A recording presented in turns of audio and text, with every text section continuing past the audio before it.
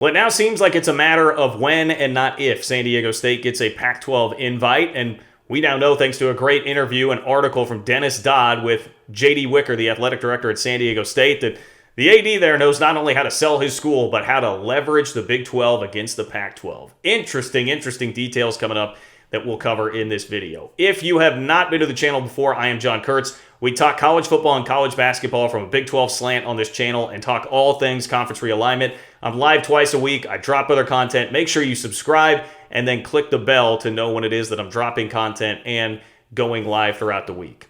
Okay, San Diego State seems a certainty almost at this point to make it to either the Pac-12 or the Big 12, and especially the Pac-12 with expansion on the horizon. Some great details in an article by Dennis Dodd of CBS Sports, and some great quotes as well from both sources and Wicker himself. Let's start with this. The article begins and says, when USC and UCLA left for the Big Ten, San Diego State in a flash became the best, brightest, and most geographically desirable school to fill what is now a gaping hole in Southern California for the Pac-12.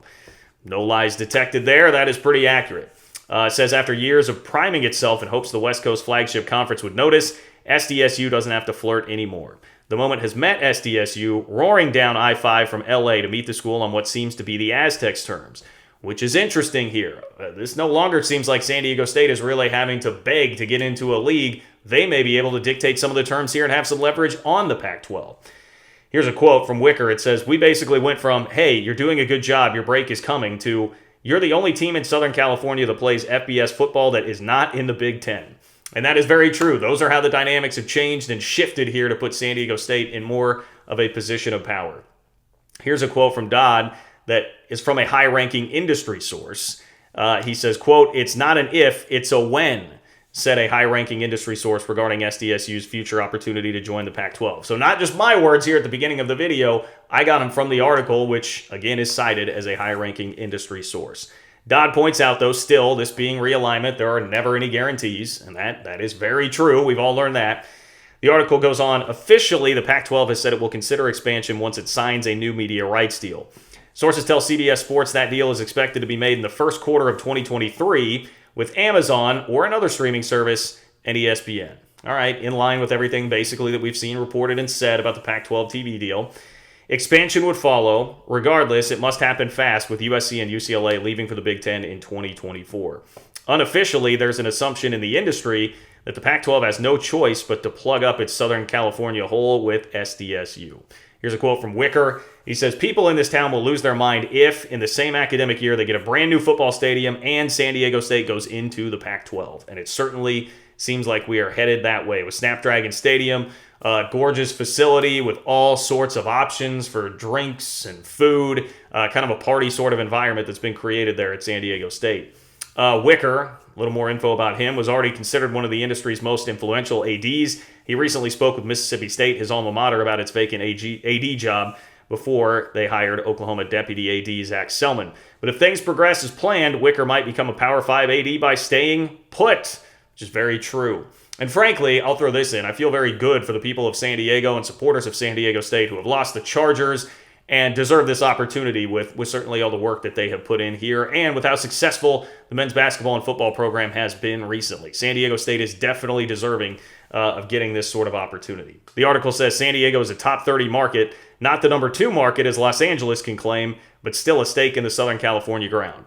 Wicker commissioned a study that showed there are approximately 250 FBS prospects from Santa Barbara South. That doesn't mean the Aztecs will get them all, but the school does have some leverage. And here is the money quote from this whole thing, right? We're kind of teasing at this point the recruiting advantages of being in Southern California. How about this one?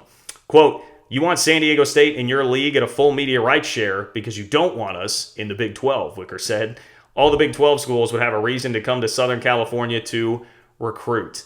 Boom! Now there is an athletic director leveraging his advantages, leveraging the Big 12, lurking around with Brett Yormark saying they want to expand into that time zone, that Pacific time zone. And now you can say, hey, you better take us and you better give us a full share right off the bat, because if not, we'll go take the Big 12's offer. Now, point of reference, we have found out recently, again, thanks to Dennis Dodd reporting, that the Big 12 is not going to offer total full shares to the 4 incoming members right away. That won't kick in until the new TV deal comes.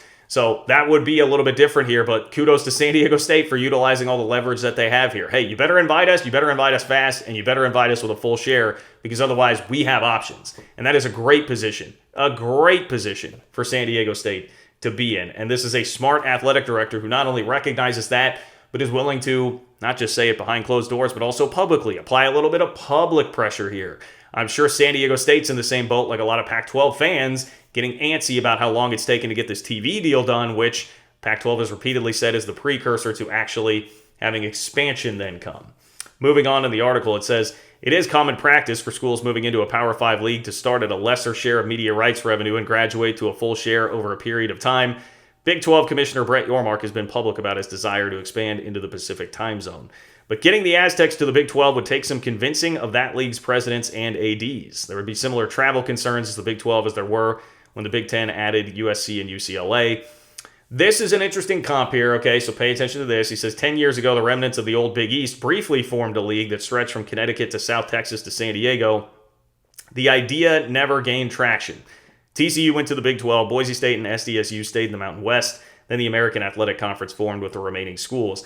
And I say that comparison is interesting just because if you had San Diego State in the Big 12, then West Virginia all the way on the opposite end, you would have a lot of geographic issues there. And that would be kind of a nightmare in some ways to figure out. And there would be the concern that is mentioned by presidents and athletic directors there. If San Diego State leaves the Mountain West before June 30th, it would owe the conference triple its current annual media rights revenue, a total of approximately $15 million. Mountain West schools currently make approximately $5 million per year as the conference sits in the third year of a 5-year deal signed with CBS and Fox in 2020. SDSU has believed it belongs in the Pac-12 ever since it joined the Mountain West in 1999. Beyond the geographical connection, basketball and football have been consistently good. Under Steve Fisher and Brian Dutcher, the Aztecs have been to 9 NCAA tournaments since 2010. And despite a 7-6 season in football, Snapdragon Stadium averaged 83% capacity in its debut season. They have Brady Hoke, who obviously has been a Power 5 coach before. Make jokes about him if you want, but he's done a pretty nice job at San Diego State so far. So it's an attractive option. And even for the Big 12, I understand. I mentioned the travel concerns earlier. Still think there would be a lot of interest there from the Big 12 because, again, how are you unlocking that extra time zone with extra inventory, getting more of those after dark sort of slots? There aren't many other real tangible options here at this point unless and until perhaps Brett Yormark could pull apart the four corners. So I think there would be legitimate interest there. It's not, I don't mean to make it sound like a total dead end because of some travel concerns of adding San Diego State there. And if nothing else, showing interest right now by the Big 12 and kind of a cat and mouse game here could be Brett Yormark trying to mess with George Kliavkov some more and just control this narrative. So I'll be interested after we see this now and a lot of public traction gaining for SDSU and the Pac-12 if we hear any more of Brett Yormark, at least trying to get some media stories out there about what's going on potentially with the Big 12 and San Diego State. One more thing worth noting here from the article, Dodd points out, the school itself is nearing Research 1 status, an important academic checkmark when the Pac-12 presidents vote for expansion. SDSU annual applications are among the highest in the country. Over the next 15 years, an innovation district is expected to grow up around the stadium in Mission Valley, which was once a dairy farm. So lots of good things happening. Football and basketball have been competitive, huge investment into football, and now the academics getting a bit of a boost or close to getting a bit of a boost as well for San Diego State.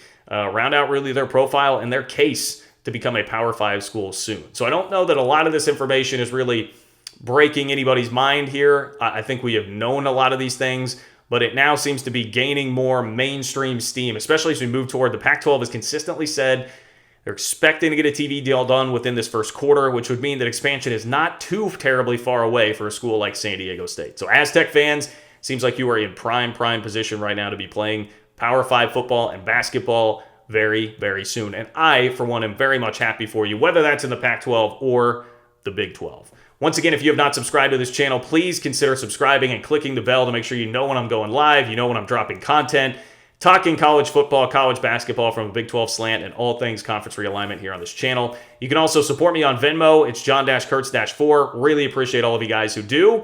I've got more content coming up for you tomorrow when we'll talk about a Pac-12 meeting that is scheduled, and then hoping to go live tomorrow as well, assuming the technology cooperates. All that being said, I appreciate you guys being here. Take care, and I will talk to you soon.